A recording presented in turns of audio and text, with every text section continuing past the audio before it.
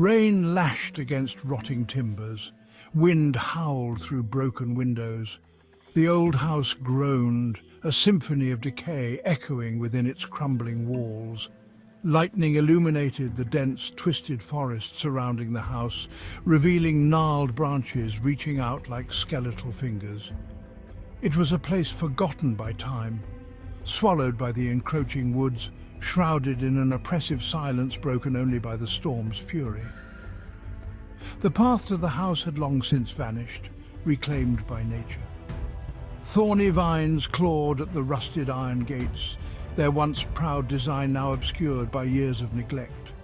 The air hung heavy with moisture, and the scent of damp earth, a cloying perfume that hinted at long-forgotten secrets. An unnatural stillness pervaded the clearing, as if even the storm held its breath, wary of disturbing whatever slumbered within. Aidan, a young musician seeking inspiration, stumbled through the downpour. He clutched a tattered map, its edges dissolving in the relentless rain. The storm mirrored the turmoil within him, a creative drought threatening to extinguish his passion. He had heard whispers of this place, a forgotten mansion rumored to hold echoes of forgotten melodies. Driven by desperation, he braved the storm, hoping to find a spark to rekindle his artistic fire. The house loomed before him, a dark silhouette against the raging sky. He hesitated for a moment, a shiver of apprehension running down his spine. The storm seemed to intensify, as if warning him away. But Aidan, fueled by a desperate hope, pushed open the creaking gate and stepped onto the overgrown path. Each step forward seemed to carry him further from the familiar world, deeper into the heart of something unknown and unsettling. The interior of the house was shrouded in a darkness so complete it felt almost tangible.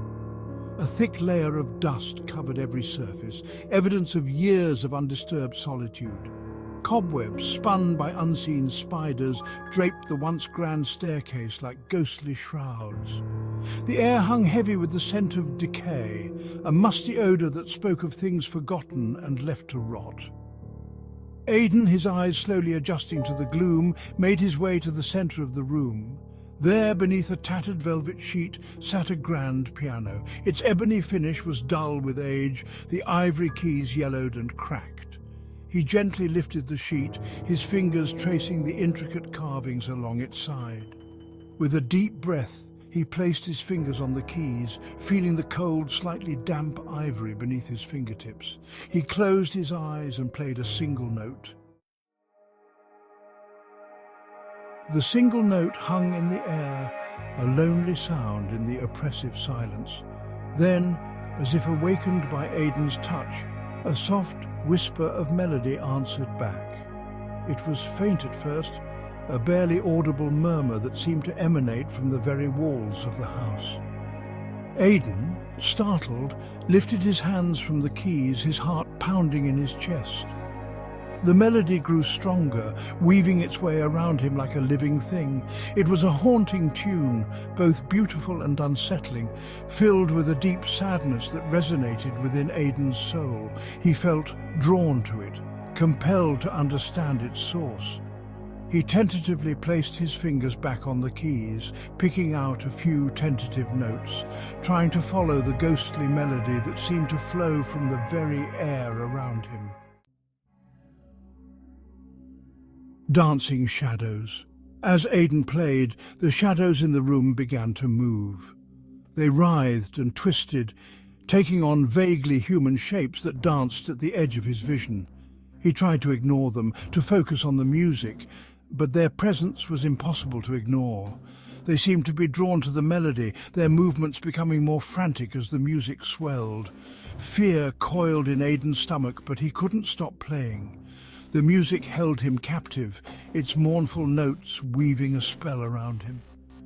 He felt a strange connection to the melody, as if it were a long-forgotten part of himself.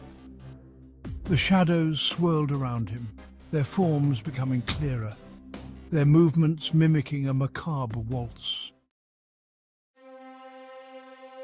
The music's grip The melody began to take on a life of its own, guiding Aidan's fingers across the keys. He felt powerless to resist, his body moving with a grace and precision he had never possessed before.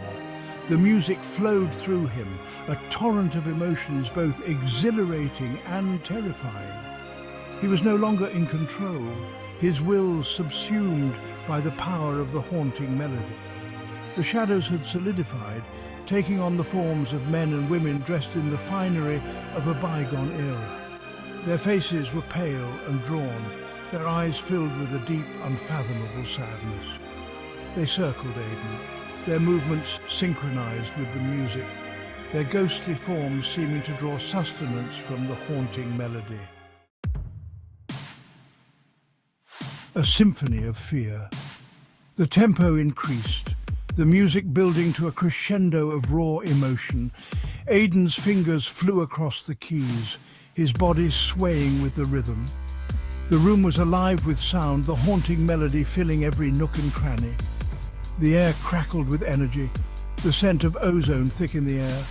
The ghostly dancers pressed closer, their forms becoming more solid, their expressions a mixture of longing and despair.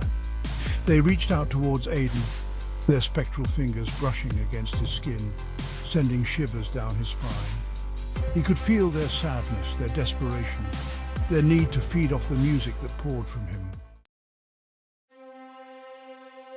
Consumed by the music reached its peak, a deafening roar of sound that seemed to shake the very foundations of the house. Aidan, lost in the maelstrom of sound, felt himself being pulled under, his sense of self dissolving into the melody. He was no longer Aidan, the struggling musician, but a conduit for the music, a vessel for its raw, untamed power. The ghostly figures converged on him, their forms merging with his, their sadness, their longing, their desperation, flowing into him, becoming a part of him. He cried out, a sound lost in the cacophony as the music consumed him entirely. Silence falls. Then, as suddenly as it began, the music stopped. Silence descended upon the house, heavy and absolute. The air, still vibrating with the echo of the melody, felt strangely empty. The ghostly figures vanished, their forms dissolving like mist. The only light in the room came from the occasional flash of lightning through the broken windows. The piano sat silent, its keys no longer vibrating with life.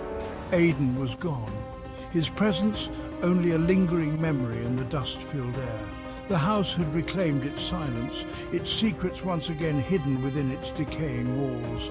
The storm raged on outside, oblivious to the drama that had just unfolded within.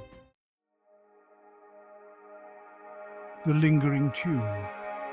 The storm finally began to subside, the wind sighing through the broken windows. Rain dripped from the eaves, a mournful rhythm echoing in the stillness. The house stood silent, its dark silhouette fading into the gathering gloom. The forest surrounding it remained eerily still, the trees holding their breath, listening for any sign of the haunting melody. But the house remained silent. The music was gone, its hold on the physical world broken. Yet, if one listened closely, very closely, they might hear a faint melody carried on the wind, a haunting tune whispering through the trees, a reminder of the musician who had sought inspiration and found something far more profound and ultimately far more terrifying.